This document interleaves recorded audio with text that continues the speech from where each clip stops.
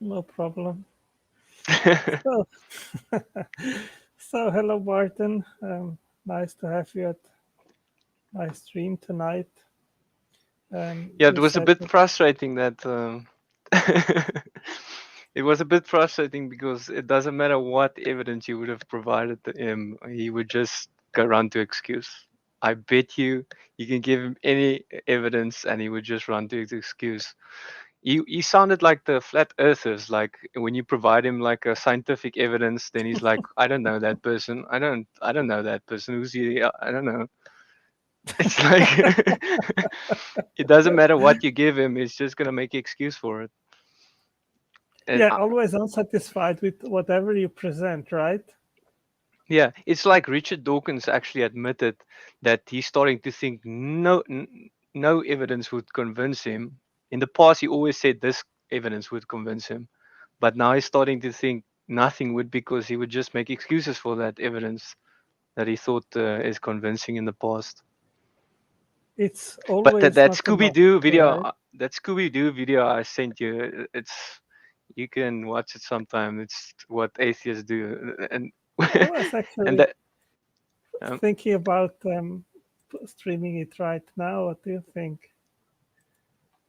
you can, or you can. There's a short clip, then you can see how I have a few clips here where Richard Dawkins and other atheist scientists say like they're thinking no evidence would convince them. They would just make excuses for it. Like the one guy says, this evidence in the Bible. If there was this formula in the Bible, it would convince me. And then a second later, no, he would say it's probably a forgery, or they start explaining away the evidence already. You see, it was Like even interesting that that's. Matt I mean, Delahanty. Yeah, Phil go. showed provided many things which are similar to what Dillahunty and others say. Well, God knows what would convince me that God exists. So, um, does He not want me to believe? So, why doesn't He provide me the evidence that He exactly knows that would convince me? Right. And so, Yeah, Matt Delahanty. He in a one debate, he was like they were trying to give him theoretical evidence, like some guy lost his head and now you pray in the name of Jesus, his head yes, goes back, yes, okay? that And was then he with was, Licona. Yeah. yeah, and then he was like, he started explaining that evidence already away. He was like, some animals, and then he stopped because he realized what he was shooting himself in the foot because he was already explaining away the evidence while it was not there yet.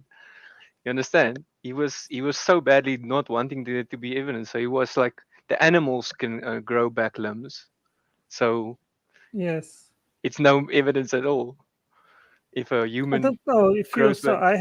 I had a call in very recently at the line last Wednesday, where Dillahunty and Mike were the hosts, and I said, well, you can of course set the bar of evidence that you demand so high that it will never be met, and then you will always be able to say, I don't believe it because my standard hasn't been met.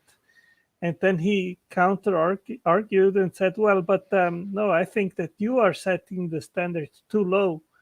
So um, basically, you are gullible to what is unwarranted to believe. Yeah, I think the best evidence for God is a cumulative evidence. So Mhm. thousands of pieces of paper cuts slowly, cumulatively showing something to be true. The same in a court case. There's cumulative evidence that proves that person is guilty. So in the same way, and the opposing side is always going to look for excuses in a court case. They're not going to accept evidence. They're not going to like say oh, that's good evidence. We accept that. They're always going to look for excuses. You bring DNA evidence, they're going to say no, it's no evidence at all. You understand? So the And atheists it do the is, exact same.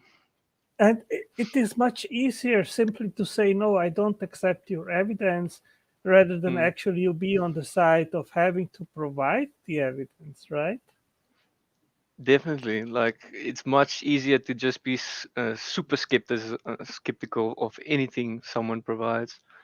Like we You can ask them to provide you evidence that they exist, and then you start just explaining away the evidence. Like, especially when they type, then you can start making excuses for the evidence. Like, how do we know you're not a computer program? We know computer programs can type like that, and you can just start explaining away all the evidence that the person provides, because it's exactly the way they do it.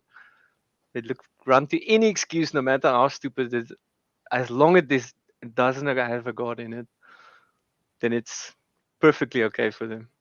The universe can pop Yeah, out I of mean, nothing. DNA can form by itself. No intelligence needed. you Well, can we simply never see that. always say no. It's yeah, you can always say, well, it's not enough. It's not enough, and I mean, Yeah, that's some go for decades, and I mean, it's difficult. I mean, yeah. It's sometimes very difficult, but I sometimes enjoy talking to guys like that, because it challenges my beliefs, but at the same time, it makes me laugh sometimes with the excuses some of these guys run to. The excuses they run to anything, like any single thing, no matter how stupid it sounds, they would run to yes, it. yes. Like, I mean, each I, world, all the worlds we know of, all come from a creator. Like, even the worlds we create come from creators, and all the machines we know of and all the programming code we know of all come from intelligence. And now they say, no, no, but we are special, we don't come from intelligence. Like, we are the one miracle I mean, when you it have to doesn't make come up from intelligence. really. I mean, so extravagant scenarios like multiverses, like uh, I mean, and I mean, I don't know Yeah, characters. I wanted to Just, say that. Yeah, I don't know. that is a very common one. We hear it all the time. Oh, we just don't have yet an explanation, you know. Yeah, they're waiting for So, one, they're hoping for one. Some yeah, someday I mean, perhaps. the naturalism or materialism of the gaps. We don't have an explanation yet, but when we will have one, it will be a natural explanation. No God necessary, right? They wish, they like wish. Yeah, they're hoping so much. But do you want to open it so people can join, or what's your plan? Yes, I put the link of StreamYard here in Let's the see if side chat, your but stuff works. it seems nobody has yet. We have Yeah, it takes four time guests sometimes. listening. Yeah, yeah. But Okay, I'm gonna do you like want this me to video. do you want me to put that from Scooby Doo here? Sure, you It's can. And he doesn't copyright anything, so he will allow us to, like, yeah. Okay, or let's. we can play a little bit of it. I have like a Yeah, separate if you video want, of it, a small. Do you want to if see a you, small? Okay, but yeah, I'll put it here if you or you want could to post stop. it too. You can just stop it.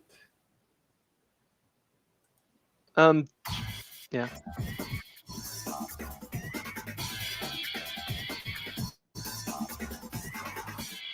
The first few seasons of Scooby Doo followed a predictable pattern. In each episode, a ghost or a vampire or a monster would be terrorizing a mansion or a town or a carnival, and it would seem like there's something supernatural at work.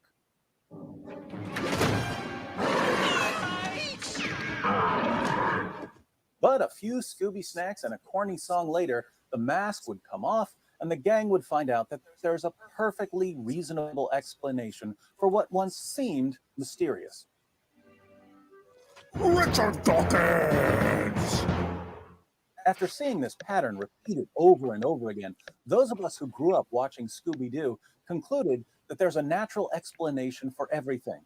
Then one day, the gang goes to Moonstar Island, aka Zombie Island. The odd thing about Scooby Doo on Zombie Island is that the ghosts and zombies turn out to be real. But Fred, after so many years of unmasking fake monsters, is too skeptical to accept that he's finally dealing with real monsters.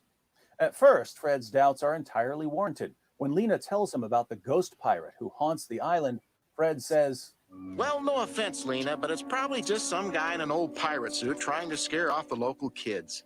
Then the ghost of Morgan Moonstar writes, Get out on the wall and levitates Velma. But Fred isn't impressed.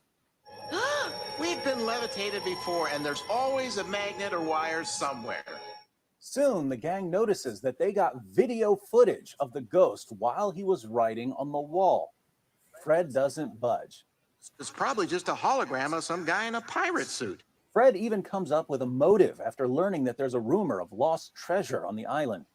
Aha! I knew it! It's some guy disguised as a pirate ghost trying to scare everyone off the island.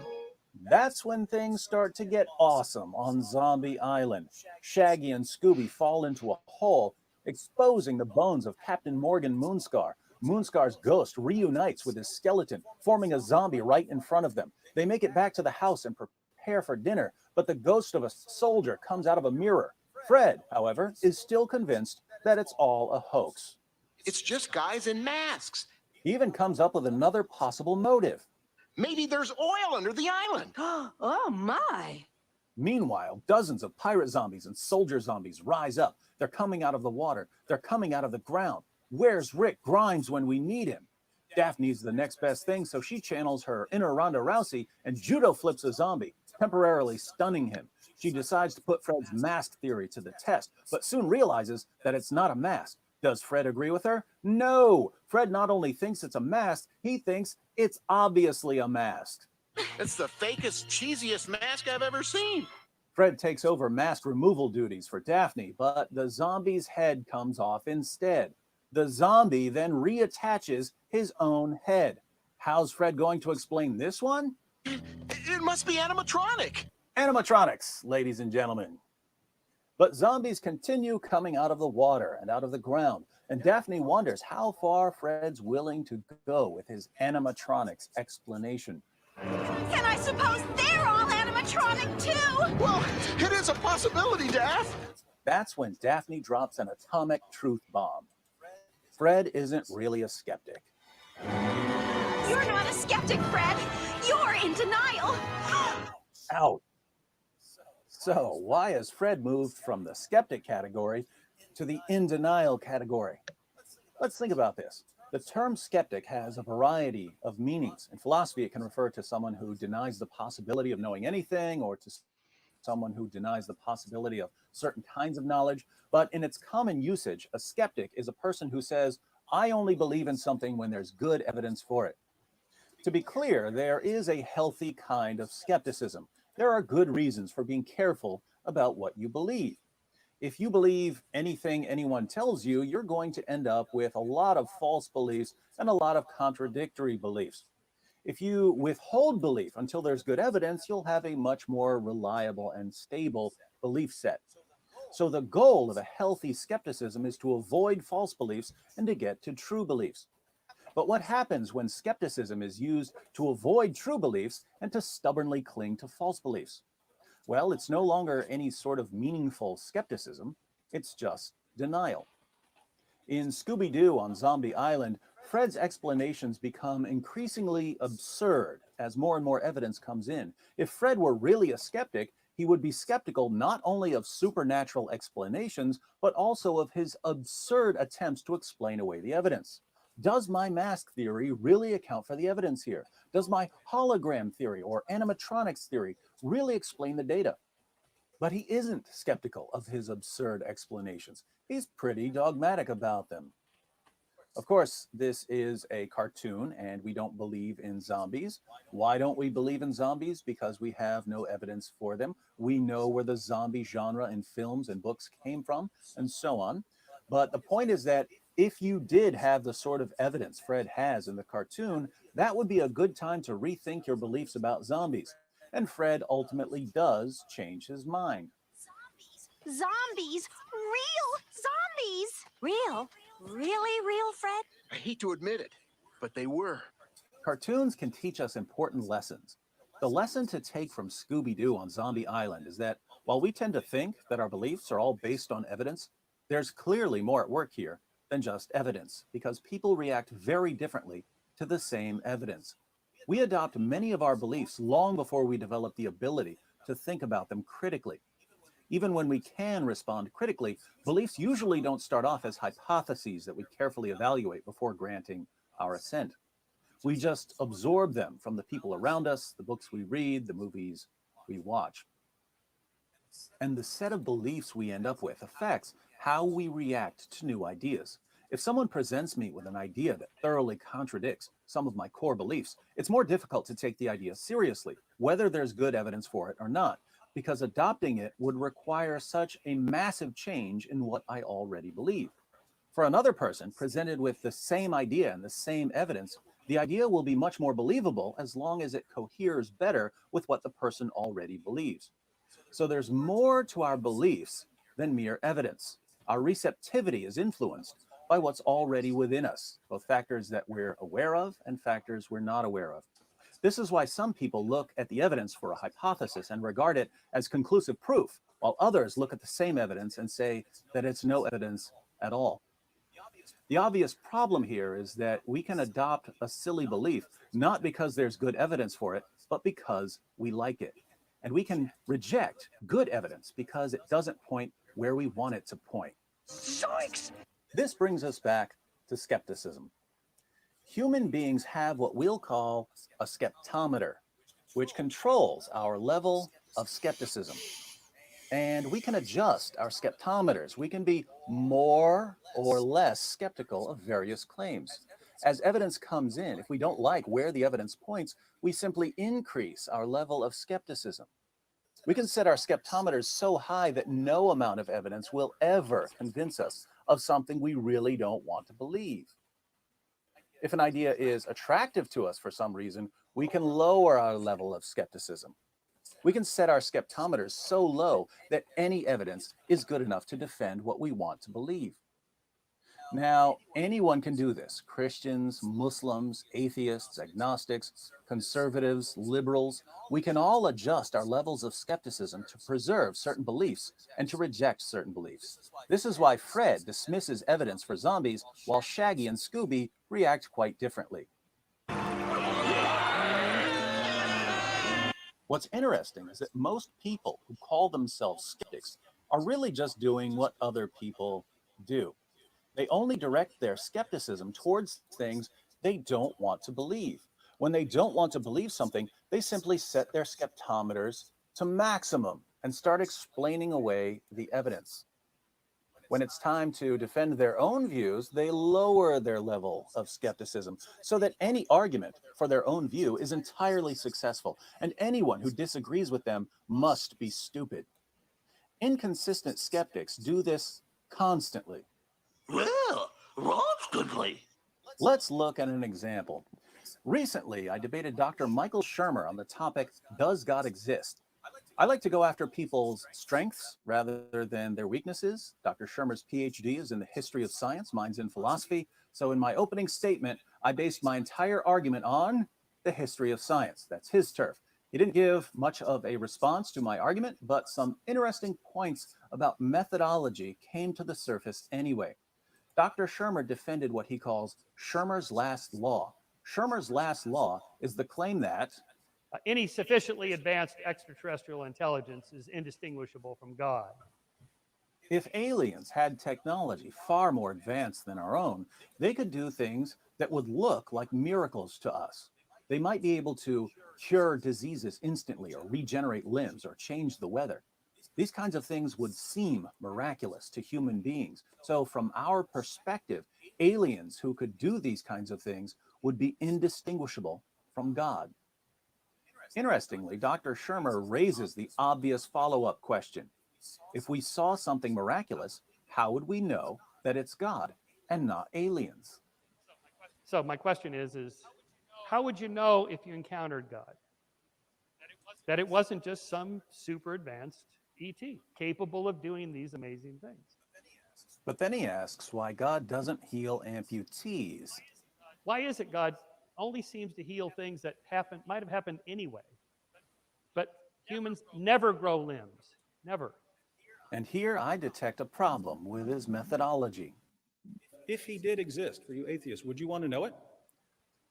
Some of you might say yes, some of you might say no, but if you did want to know that God exists, wouldn't you need some sort of method to figure out if he exists? Something that could lead you to the truth about that?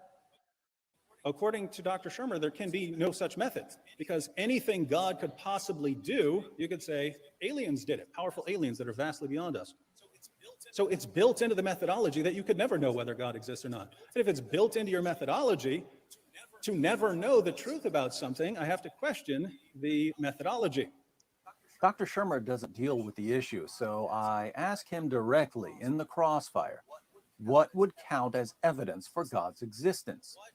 What, according to your worldview, which includes Shermer's last law, what could God possibly do to show that he exists? And if there's nothing that he can do to show that he exists, is this method really designed to get to the truth of the matter? At first, he jokes around. A large cash deposit in my name in a Swiss bank. How about a box of Scooby snacks? I think 10 million would do it. But then he gives his real answer. But I'm after there's something that wouldn't happen otherwise, I suppose. Something that wouldn't happen otherwise? I proceed to point out the obvious. Over and over again in this debate, it's been, hey, if God exists, then where's the evidence, and why can't we find the evidence, and hey, we should be skeptical and demand evidence and so on. But when we ask, what evidence could God possibly give in any possible world that would count as evidence for the existence of God, the answer is something that wouldn't happen otherwise. But something that wouldn't happen otherwise, according to Shermer's last law, could be explained by aliens. So once again, we're left with a methodology that can't possibly investigate this matter. You can watch the full debate at your leisure, but we just don't get a solution to this problem. Dr. Shermer wants evidence of God's existence, but given his methodology, nothing God could ever do would count as evidence that he exists. God could heal every amputee in the world, but it wouldn't be evidence for God's existence because aliens could have done it. Jinkies! Now, when a person says, prove to me that statement X is true, but an examination of his methodology shows that he won't allow anything to count as evidence that statement X is true, how can we take that demand for proof seriously? This is why when atheists send me messages saying, prove to me that God exists, I almost never give them an argument for God's existence. Instead, I reply, I'd be happy to prove to you that God exists, but I don't want to send proof to someone who doesn't exist. So before I prove to you that God exists, prove to me that you exist. Then I dial my skeptometer up to 10, just like the atheist was about to do when he demanded proof for God's existence. So I get another message from the atheist saying, I obviously exist since I'm sending you these messages, but I'm a skeptic. So I ask, well, how do I know that someone's pet monkey isn't just slapping a keyboard? If something as sophisticated as DNA can form by chance, surely a monkey could type your messages by chance, especially with all of the misspelled words. Or maybe someone created an atheist message generator, which mindlessly sends out these messages and is even programmed with responses, all to waste the time of Christians. So we go back and forth, and eventually the atheist says, look, I'll buy a plane ticket and come see you. To which I reply, how would that be any evidence at all? Even if you came to see me, how would I know that I'm not dreaming? How would I know that I'm not in the Matrix? How would I know that I'm not a brain in a vat that's being controlled by some mad scientist? How would I know that powerful aliens aren't just tricking me into believing that you came to see me? And so we never actually get to a discussion of the evidence for God's existence, because when I use the atheist's methodology against him, he can't even prove his own existence. This just gets better and better. The point here is that we can always explain away evidence. In the first century, thousands of people saw Jesus perform miracles, and the leaders had him crucified. How could they explain away all those miracles? Easy. They said that Jesus performed miracles by the power of demons, and that would explain the miracles, wouldn't it? If Jesus were walking among us today, people would explain away his miracles by appealing to illusion or to deception, or if all else fails, to powerful aliens. But the atheists who are watching are saying, no, if God performed a miracle, we'd believe in him. If God healed an amputee, we'd convert right now. Seriously? You have no problem with an entire universe exploding out of nowhere, but an arm growing would make you a believer? You don't think it's at all strange that non-living matter rearranged itself to form life? But if a living arm grew out of a living body, you'd never dream of ignoring or explaining away the evidence? My atheist friends, by constantly demanding evidence while proving over and over again that evidence is completely meaningless to you and that your methodology is designed to help you avoid conclusions that you don't like, you're not showing us that there's no evidence for God's existence. All you're showing us is that You're in denial. and you might have gotten away with it too, if it wasn't for us meddling Christians.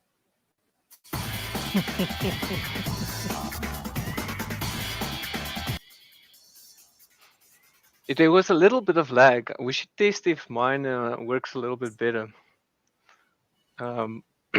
Next time, if I want to show something, then we can try through mine and check if it lags as well. There was a little bit lag, and there was a little bit. I don't know. Do you use your speakers as well as your earphones, or because there was a little bit of what do you call it?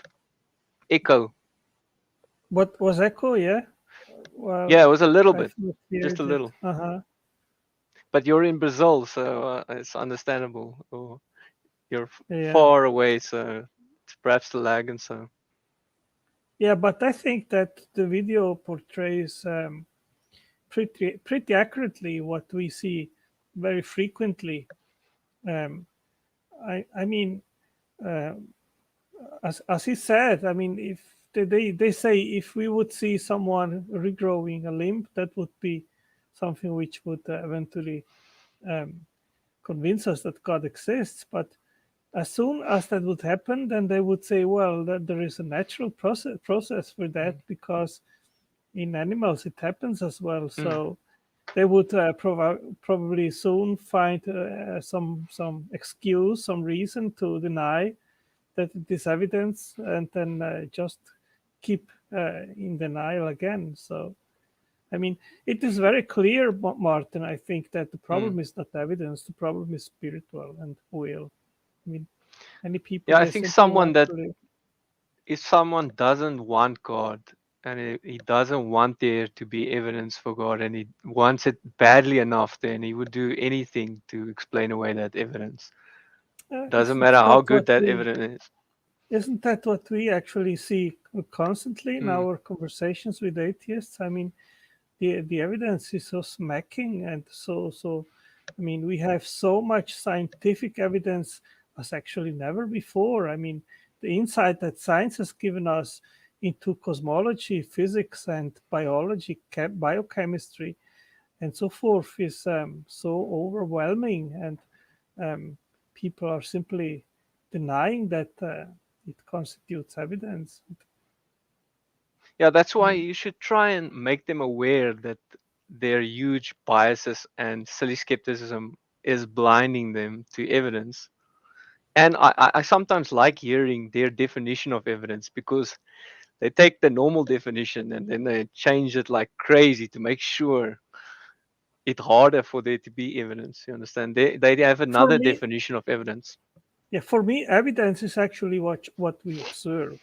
Like in my conversation earlier with Phil today, I said to him, to me, the evidence, the basic, the premise is that the universe had most likely a beginning.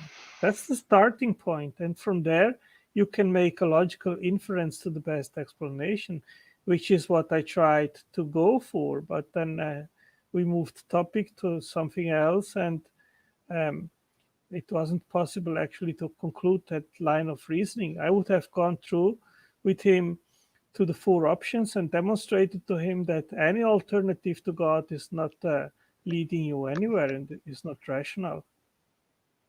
Yeah, and what I also like to tell them is like you get different kinds of evidence. In a court case as well, you get indirect and direct evidence. Like direct evidence is eyewitnesses seeing it and testifying to it. And indirect evidence is all the rest. So you get Mhm. DNA evidence, document evidence, you get all kinds of video evidence. So all kinds of different kinds of evidence, and you can use many of those pieces of evidence that you use in court to provide a case for God's existence, like testimonial Absolutely. evidence. But they would reject that and say testimonial evidence is not evidence. But even in science, like social sciences, they use it as evidence. Like, and even science can't be done without written testimonial evidence of the scientists saying we did this. This is what we found. Understand? I don't know if you Knows saw my everything. last stream where I was on at Pine Creek, and he wanted to interrogate me in regards of the vision which the apostle Saulus had, and where Christ appeared to him. And he said, I think that he was crazy. He had some kind of hallucination. I mean, as soon as someone comes up and says, I had a vision, then you can immediately say, no, that was a hallucination. This guy was not right in his head, something like that, and discard it based on that argument. And we have seen this several. I mean, constantly atheists make that kind of claim. That's why I think that testimonial evidence, even personal testimonies of people of which I've met many Christians which related to me that they saw Christ in a vision and so forth. If you use that in a debate with atheists, they discard it immediately. Yeah, they look for any excuse for that. But like what I would do is I would just provide more and more and more, and so they have to run to like crazy, start running to more crazy excuses. I mean, the So video which you sent me about the visions which Muslims had Mm. of Christ, I loved it, very powerful, I think. And I mean, what is the alternative to say that all these guys which gave these testimonies, also atheists, they were all staged, they just made up their stories? What about if you make a search on YouTube about so many people which make the same observations and testimonies of Christ appearing to them? What do you do? Do you just discard everything and say, oh, all these people are just hallucinating? yeah, I still wanna hear Pine Creek's excuse for that evidence. I haven't gotten a good excuse from him yet. But like the perfect Dawa just said, it's all propaganda. he just said everything Oh, is propaganda, yes. and then he I was agreed at with this Pine Creek training. that the Bible and his book is propaganda. Like he agreed that the Quran is propaganda and everything is just propaganda. So you can't use that excuse, but because it backfires on Islam as well. Yeah, no, I was at his channel, and then a Mm. few days ago he was again at Digital Gnosis with Nathan, and I didn't realize immediately who it was, and I went into the stream and then I said, oh, it was this guy. And so, I mean, he's tiresome because he starts to talk and doesn't end talking. So I said, well, Yeah, I likes let me talking. the stream. He likes Yeah. it a lot. But So, his ideas are not gonna really work. He wants to take away money and he wants to like do some kind of socialism or communism or something, and you can see through I had history it doesn't work. It doesn't work. Like, I had these ideas when I was 16, 17 as a teenager. That you have these kind of fantasies. Let's better the world. Let's mm, make a distribution of money, and let's help the poor, and things like that. That when you grow up a little bit more, then you see that it isn't that easy, like as you idealize. So I think there are really many adults which have ideas which are really ideas of teenagers. So yeah, I think like some of his stuff sounded totally crazy to me at the beginning, but some of his stuff sounds a little bit not so crazy. Like there is in the Bible like a community that's shared everything, and that logical, plausible, probable can join us, man. He tuned me in a debate while I was talking to the vegans. He was tuning me that and laughing about me telling, agreeing with the guy that says I'm hacking the Matrix,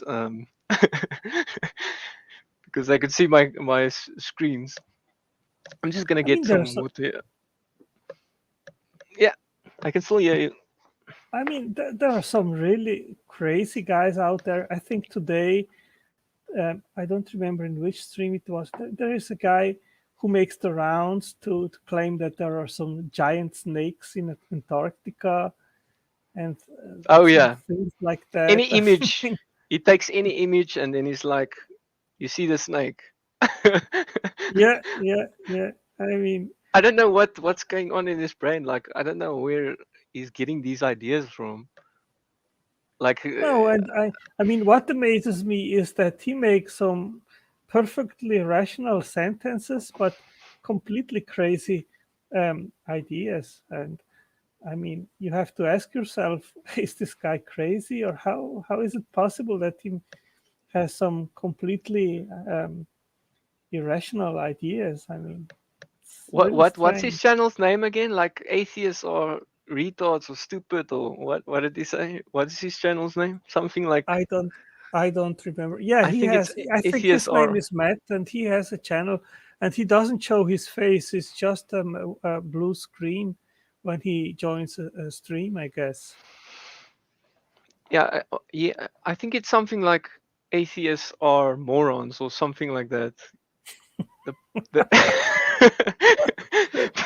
but I try and actually be nice to atheists. I try and be nice to them because I think the enemy would love for us to like give them the middle finger and break them down instead of like being nice to them. You understand? And so that push them But further away from God.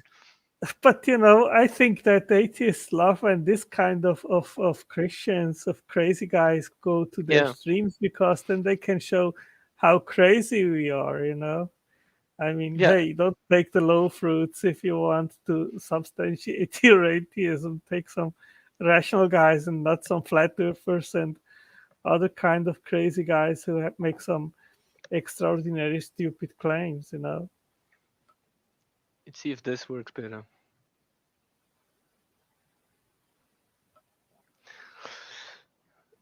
LPP doesn't want to join. He's too afraid. Why hasn't he been streaming anymore? Huh? He stopped streaming or Maybe, he stopped yeah, streaming or something. maybe John is. I don't know if he's at home or driving or something. Sometimes he cannot join. So Let's see if I can put a like. I was like rushing to get into the stream. My stuff is not like. I have to get a new like place to put this camera. It's so not the best some of place. them. How is your Bitcoin thing It's going? going good, I man. saw. Yeah, I saw that it went up again, right? Yeah, it went up. It's gonna go up. I'm betting that it's gonna go up in the next 10 years. I would be very surprised if it's not higher in the next year or so. I'd be very surprised. But we'll see. The countries just have to start printing currencies and then they run to Bitcoin. That's what usually Well, happens. well, the thing is that it is very unstable, right? It Mm. goes up and down. I mean, it went down But I make money from 50%. the up and down. I like it Yeah. that it goes like up and down. Uh-huh. Crazy. Yeah, It if you know helps me. what you do. Yeah, if you know what you're doing. And Mm. I mean, I've Then it never helps been a a lot. good investor. I've never been a good investor, and I have money in stocks, and um, I never get the right moment. I've made mistakes, huge mistakes, like massive mistakes. But Mhm. I learn through Me them, and too. then I don't make them again. You probably also made mistakes in Yes, investing big and learn from it. mistakes. Yes, big Uh, mistakes. I I still have a lot to learn, but I'll rather make it now while I'm um, new than later when I'm with massive amounts of money. Then it becomes too crazy. What does LPP say here? Non-believers are idiots. Is that his name? Yeah. Yes, Congress, Constantine. Yeah, I'm so glad I'm not in the USA. I'm sorry to say, because then a lot of exchanges don't want USA citizens on their exchange because there's so many rules. Well, There's Martin, lots of rules.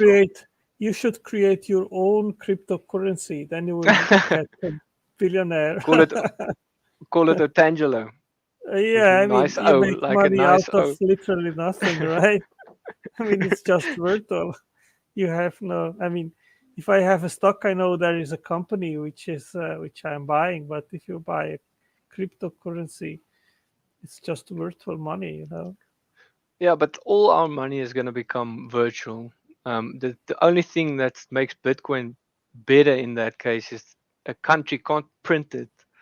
Like, all our currencies are always driving to zero. It's true value of zero, while Well, I hear Bitcoin that is inverse. some countries start. It seems they are starting to introduce uh, that kind of blockchain money, right?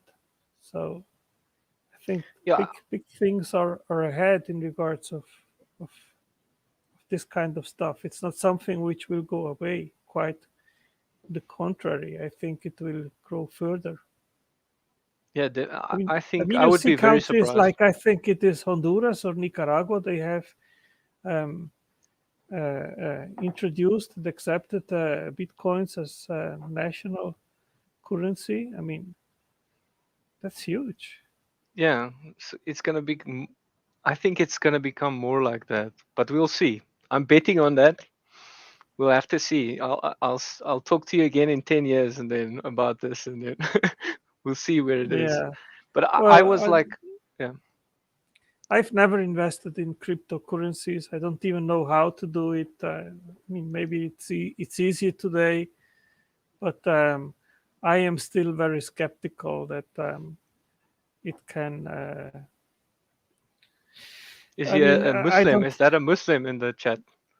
Yeah, I put Islam and Quran in the hashtag, so it's possible Oh, that's a okay, Muslim. no, now they're coming. Bring the Yeah, Muslims. Bring the Muslims to me. yeah, yeah, yeah. Yeah, I I had love today. I Muslims. put. It's just, yeah. Yeah, I had today. Was today, yesterday, a good conversation with a Muslim, and yeah, they are more and more active on YouTube with their channels, right?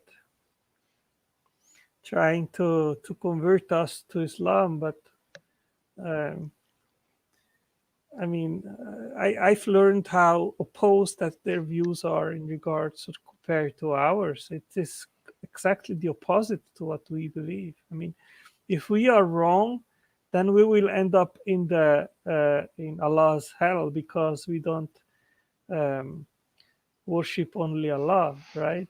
But if we are right, then Muslims will end up in our hell, in the Christian hell, because they don't accept Christ as a Savior and Lord. So we are exactly on the opposite sides. The thing is, their God is supposed to be our God. They claim they have the same God as the Christians and the Jews, but it's not like our God at Yeah, all. It's not a yeah. They say father. that they say that the God of the Old Testament is the same God that they worship, the Allah of the Quran, but that's not how we see it, right, Martin? The thing is, it contradicts so much of the Bible, and that forces Muslims to claim that the Bible has been changed, while the Quran and everything in the Quran says it's the word of God. The Bible is the word of God. Like, it mixes some truth with lies in order for Muslims to believe it. And Muslims believe that the Bible is the word of God. They are forced to because the Quran teaches it, but they see it's different, so they say it's corrupted. They're forced to say it's corrupted. Yeah, and of course, I mean, they say that it wasn't probably Christ which was on the cross, but was someone else, a substitute or so, and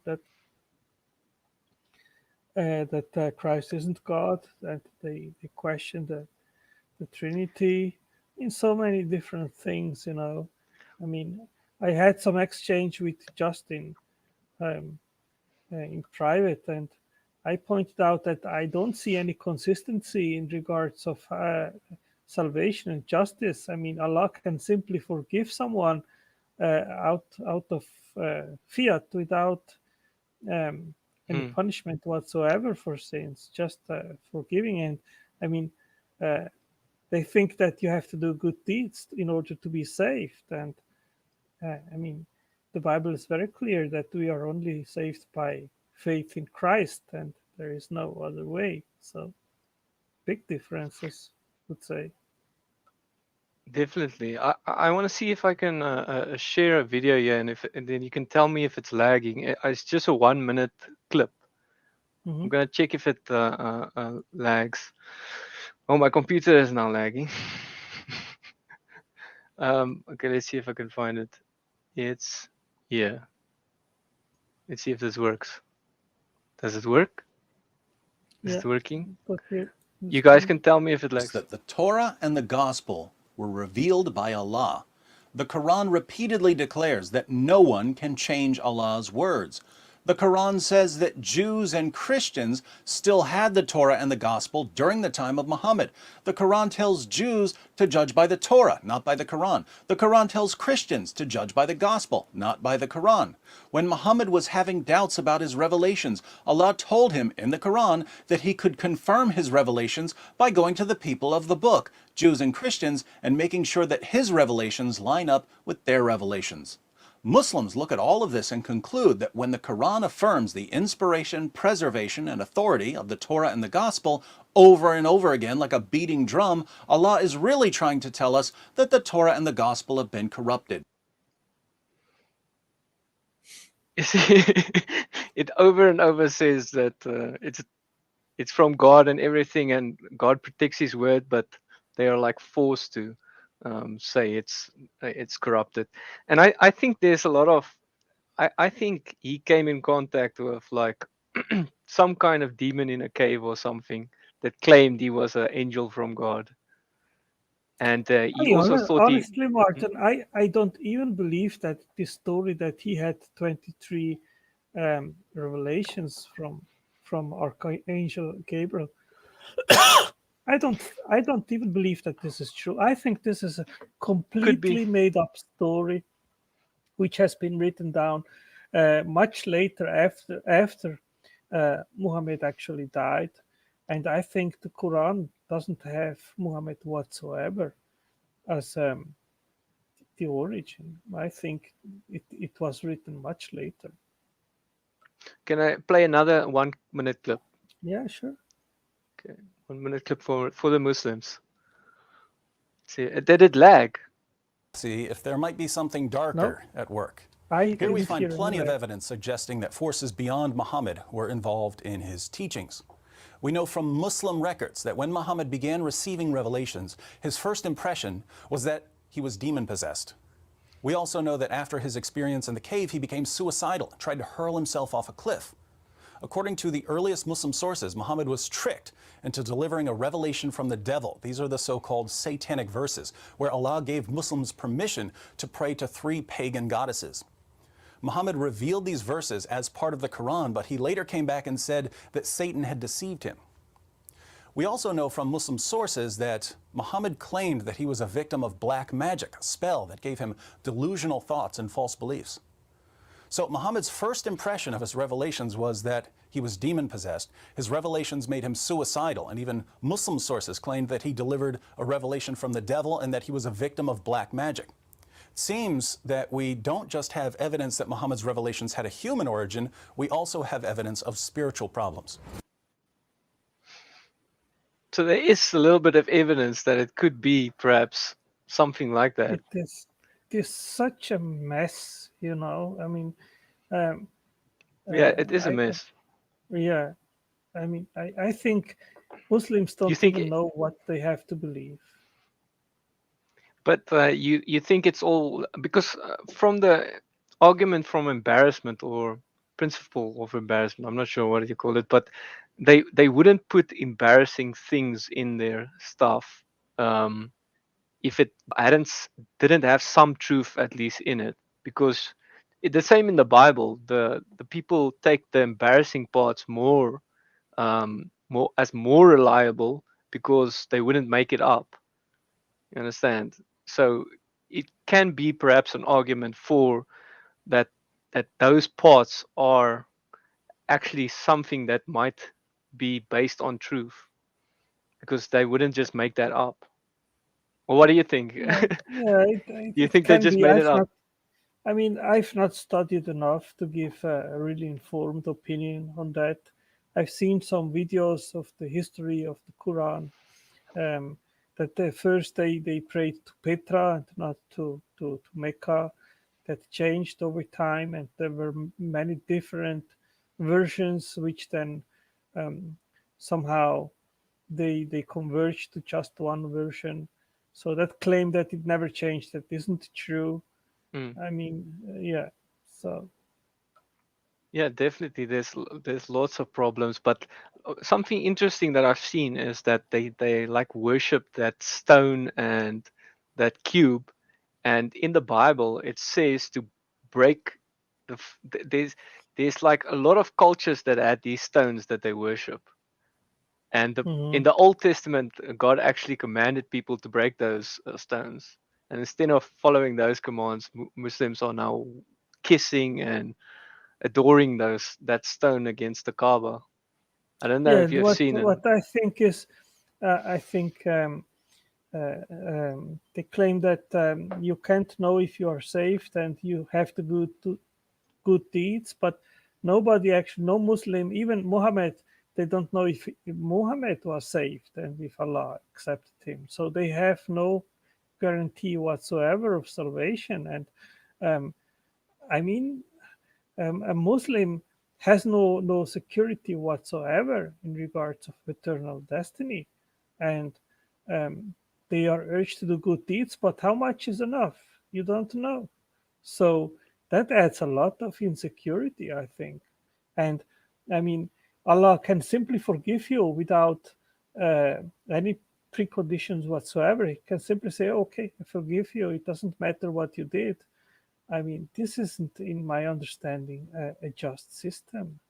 Like in the No, Bible, we I have some, 100% agree with you. yeah. I, And I mean, sorry, for me, this is a very clear sign that it was made up by people. but so you don't think there's even a little bit of truth in it? I've never read the Quran, so I cannot even say too much in regards of it. Maybe there are some things which are true, but we know that scientifically there are so many things which are wrong Mm. in regards of embryology and other things. So we know that they borrow things from ancient Greeks like Galen, which was a doctor, and adopted it into the Quran. And they made scientifically very clear mistakes, which are clear evidence that it is not from God inspired, but human made, human invented. So Yeah, let me just post this verse that I saw about the stones in the Bible. This is one verse, and here's another one. There are two verses about that. Some of the stones these people worship and adore. yeah, yeah, and they do that. He, That contradicts very clearly what is in the Bible.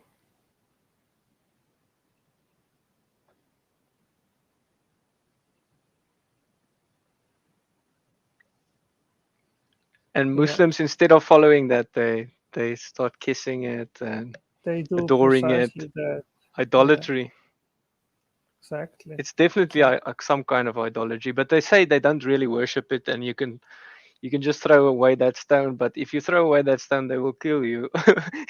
If you break that stone, they would kill you for messing around with that stone. yeah. Okay, Martin, I It think was fun. I close. Yeah, I'll close the stream. We had not many guests, but Yeah, it's it's super okay. late now. Yeah, Yeah, how late is it there? for me it's midnight and 20. What time is it where you are? It's like 5 in the morning.